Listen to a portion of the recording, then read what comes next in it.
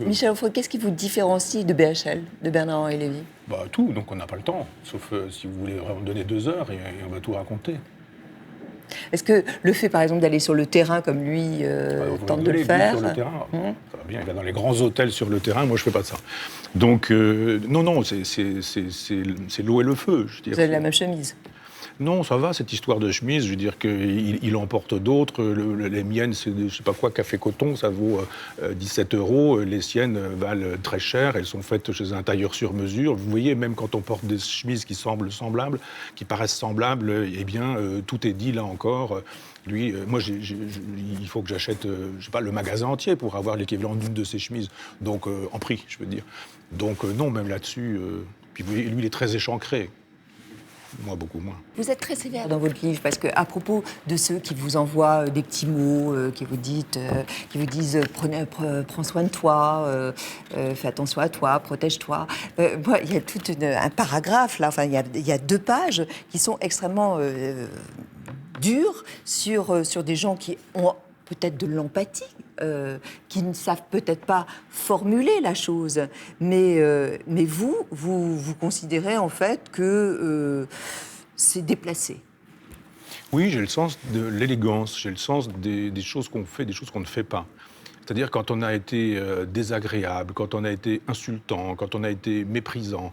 Le jour où on apprend que je suis à l'hôpital, on ne m'envoie pas un texto pour me dire « Oh, je pense beaucoup à toi, je vous aime beaucoup, j'ai une pensée qui s'en va vers vous, etc. » On dit « Ça va, ta gueule, connard. » Donc, Voilà, juste, Kessler. non, mais je veux dire qu'à un moment donné, il faut pas profiter des bords de tombe. Je parle effectivement d'un personnage qui m'a insulté dans les mois qui ont précédé et qui arrive là à nouveau. Je lui dis, mais vous n'êtes à l'aise que sur les bords de tombe et dans les cimetières.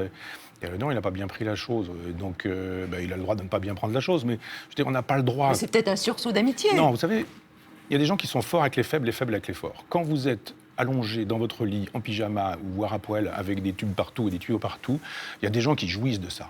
Les mêmes qui publient des bouquins contre moi. Quelle jouissance de voir Onfray à 4 pattes, barbouillé de mercurochrome et peut-être subclaquant. Un livre très intime, que Le deuil de la mélancolie. Notamment, vous parlez de la fin de vie de Marie-Claude, après un cancer qui a duré 17 ans. Vous l'accompagnez en permanence et vous l'accompagnez jusqu'au bout. Et c'est vous qui faites appel à un médecin pour que ça cesse. C'est une décision, j'imagine, extrêmement violente à prendre. On pensait bien que oui. Comment on la prend ? On ne peut pas ne pas la prendre. D'abord, vous savez, Kafka a dit à son médecin, dans une situation à peu près semblable, « Si vous ne me tuez pas, vous êtes un criminel ». Et on avait 37 ans de vie commune avec Marie-Claude, donc on a eu le temps d'en parler, de la fin de vie, des soins palliatifs, de l'euthanasie. On pensait la même chose sur ces sujets-là.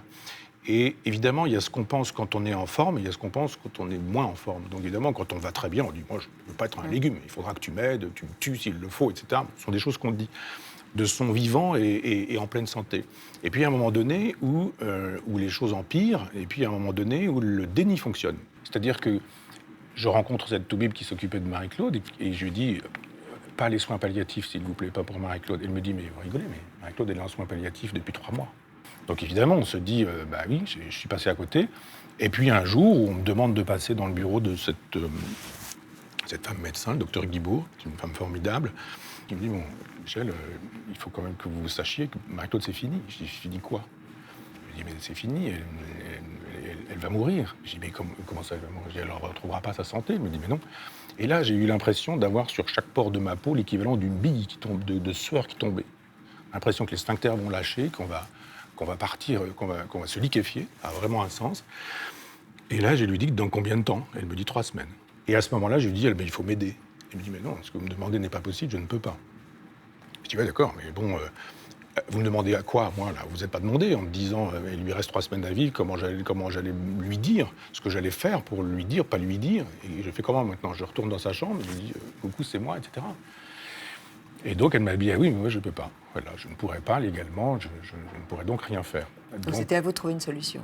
C'est moi qui trouve une solution. Donc, je vais trouver une autre. Auprès d'un médecin ami ? D'un ami médecin qui, là, s'est décédé aujourd'hui. qui a eu en plus de ça l'amitié de me dire j'ai pas eu besoin, j'ai ceci. Quand il m'a raconté la chose, il m'a laissé croire qu'elle était morte de mort naturelle, mais que peut-être,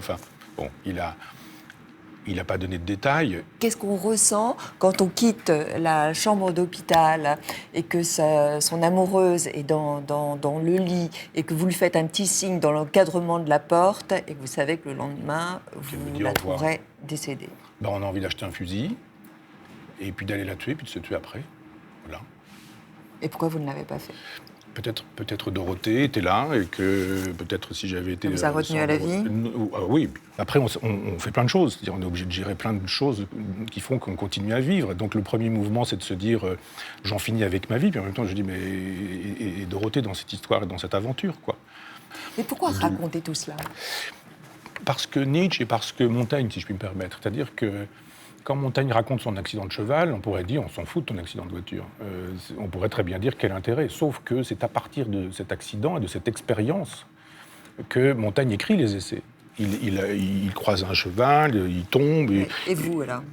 Et bien, Nietzsche dit dans la préface au Gai Savoir que toute philosophie est une autobiographie. Toute confession autobiographique chez un philosophe donne de l'œuvre, donne du concept. Et ce que je pense procède d'une biographie. C'est une grande ineptie de dire que les concepts tombent du ciel, que le philosophe est quelqu'un qui entretient une relation comme ça avec les idées intelligibles. Moi, je dis, mais pas du tout. On a des expériences, on vit des choses, et ces choses, on les raconte. L'amitié, c'est important pour vous? Vous en avez beaucoup d'amis? Non. Non. Plus.